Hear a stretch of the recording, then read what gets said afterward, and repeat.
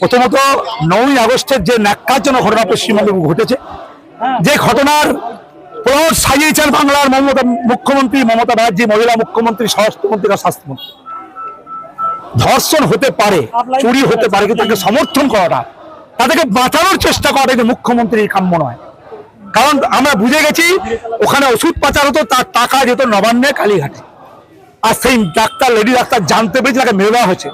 মারাতে মূল ধর্ষণটা হচ্ছে রাগ, আর তার প্রতিবাদে কিছু হলো না। আজ অব্দি মমতা ব্যানার্জি রাস্তায় নেমে বলছেন নির্যাতিতার ফাঁসি চাই।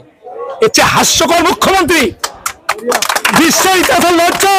আগে মুখ্যমন্ত্রী, মহিলা মুখ্যমন্ত্রী বলছে নির্যাতিতার ফাঁসি চাই, ধর্ষিতার ফাঁসি চাই। এটা ক্যামেরা বন্ধ হয়েছে, লজ্জা করে। আর কালকে ছাত্র সমাজের যে নবান্ন অভিযান, সেখানে পুলিশকে দিয়ে জোর করে হামলা চালানো হলো। টিয়ার গ্যাস শেষ, কাঁদানা গ্যাস শেষ।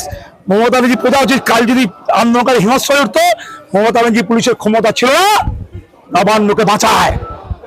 বাংলার মানুষ গণতন্ত্রের মানুষ, তারা গণতান্ত্রিক তারা আন্দোলন করেছে, সেই আন্দোলন হটানোর চেষ্টা করে। তারপরেও নবান্নের গেটে গিয়ে দাঁড়িয়ে ছাত্র শক্তি একটা অংশ গিয়ে বলতে পেরেছে দফা 1 দাবি 1 মমতা ব্যানার্জি পদত্যাগ।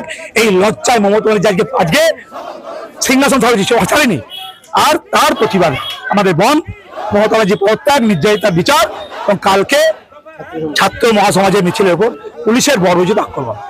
তাই বলে প্রতিবাদ চলছে। আমরা এখন পুলিশ স্টেশনে এসেছি, রেল অভিযান ভান্ডারটিকুতে হয়েছে, কাটোয়ায় হয়েছে, সর্বত্রই চলবে। আমরা মানুষকে সাথে নিয়ে এই আন্দোলনকে গণমুখী আন্দোলন পরিণত করে বাংলার বুক থেকে ওই স্বৈরাচারী পশ্চিমানি মমতা ব্যানার্জিকে হটাবো। আমাদের শপথ, আমাদের প্রতিজ্ঞা।